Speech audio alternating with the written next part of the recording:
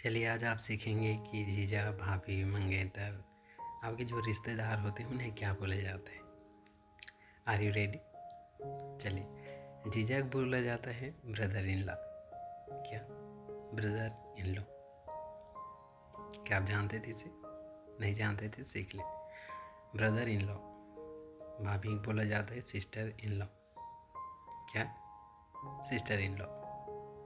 मंगेतर को बोला जाता है, जो लड़का मंगेतर होता है, लड़का को बोला जाता है फियांसे। क्या? फियांसे। अब है मंगेतर। मंगेतर अगर लड़का है तो उसे आप क्या बोलेंगे? फियोंसे। क्या? फियोंसे। पर अगर वही लड़की है, अगर मंगेतर है और लड़की है तो इसे आप क्या बोलेंगे? फियोंसे। फियोंसे बोलेंगे, पर लास्ट में एक ई एक्स्ट्रा लगाएंगे। और ये जो अगला है इसे तो बताने की ज़रूरत नहीं होगी। प्रेमी क्या बोला जाता है, प्रेमिका के लिए कौन सा वर्ड इस्तेमाल हो जाता है। तो मैं आगे बढ़ता हूँ। रिश्तेदार के लिए यूज़ होता है वर्ड रिलेटिव। माने आपके जो रिश्तेदार होते हैं, रिश्तेदार को आप बोलेंगे रिलेटिव। तो अभी आपने कितना वर्ड सीख लिया? जीजा के लिए वर्ड इस्तेमाल करेंगे आप ब्रदर इन लॉ, भाभी के लिए सिस्टर इन लॉ, मंगेतर के लिए फियांसे, अगर लड़का है तो लड़की के लिए फियांसे, फिर प्रेमी के लिए लवर, फिर प्रेमिका के लिए होता है लवर, दोनों के लिए।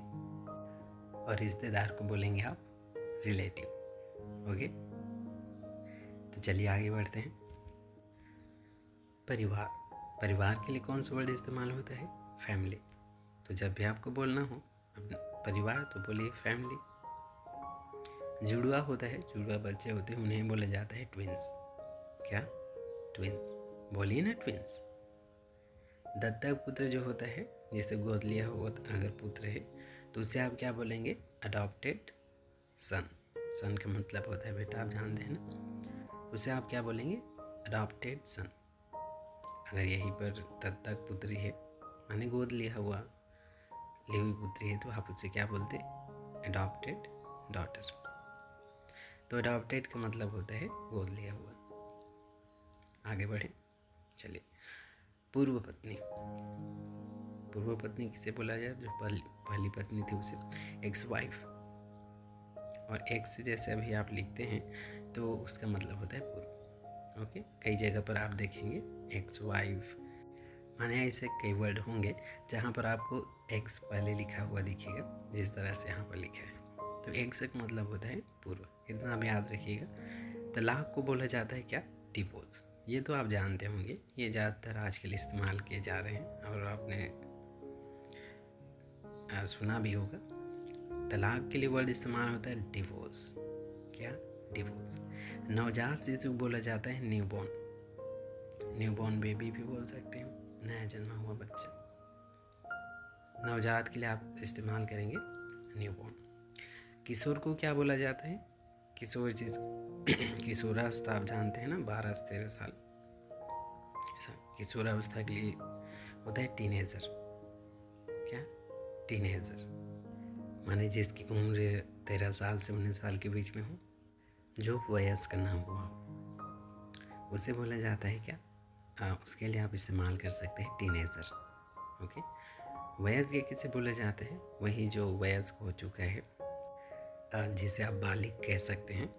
तो बालिग के लिए होता है एडल्ट। ओके, तो अभी आपने कितना वर्ड सीख लिया? तो फैमिली बोलना हो तो आप क्या बोलेंगे? सॉरी, परिवार बोलना हो तो उसकी जगह पर आप कह सकते हैं फैमिली, या फिर फैमिली की जगह पर परिवार। जुड़वा है तो आप उन्हें बोलेंगे ट्विंस। दत्तक पुत्र है तो आप क्या बोलेंगे? अडॉप्टेड सन। और वही दत्तक पुत्री है तो अडॉप्टेड डॉटर। पूर्व पत्नी है तो यहाँ पर एक्स वाइफ, माने एक्स का मतलब ही है पूर्व। तो कहीं पर भी आपको देखने को मिल सकते हैं, तो वहाँ पर आपको समझ में आ जाएगा। तलाक को बोला जाता है क्या? डिवोर्स। ये तो बताने की ज़रूरत नहीं होगी, आप सभी जानते होंगे। नवजात शिशु के लिए आप वर्ड इस्तेमाल करेंगे, या फिर कहीं पर इस्तेमाल हुआ है इसका तो आप समझ सकते हैं न्यूबॉर्न बेबी। ओके, माने 19 दिन के अंतर्गत उसे बोला जाता है नवजात शिशु। तो उसके लिए आप वर्ड इस्तेमाल करेंगे न्यूबॉर्न। किशोर जो 13 साल से ऊपर है, 19 साल के नीचे है, उसे बोला जाता है टीनेजर। इसके लिए आप बोल सकते हैं, इसे बोला जाता है नाबालिग भी आप कह सकते हैं, तो उसे आप बोलेंगे टीनेजर। वयस्क को बोला जाता है एडल्ट, जिसे आप बालिग भी कह सकते हैं। तो चलिए माय फ्रेंड, आपने बहुत से पढ़ा, आपने सीख लिया आज। तो अभी के लिए बस इतना ही। तो इसी तरह से वीडियोस को देखते रहिए और अपनी इंग्लिश ज़रूर इम्प्रूव कीजिए। और हाँ, अभी तक चैनल को आपने सब्सक्राइब नहीं किया है तो जल्दी सब्सक्राइब कर लें, ताकि आने वाली वीडियो आप तक पहुँचे और आप अपनी इंग्लिश इसी तरह से आसानी से इम्प्रूव कर पाएँ। और वीडियो को दूसरों के साथ ज़रूर शेयर कीजिए, अन्यथा वे भी इंग्लिश को कठिन मानते रहेंगे, क्योंकि आप देख रहे हैं कि इंग्लिश कितना आसान है। तो इस तरह से आप खुद को बेहतर बनाएं और दूसरों को भी बेहतर बनाएं। तो मिलते हैं अगली वीडियो में, तब तक अपना ख्याल ज़रूर रखिए और देखिए कि अगली वीडियो में आपको क्या सीखने को मिलेगा। Thank you for watching.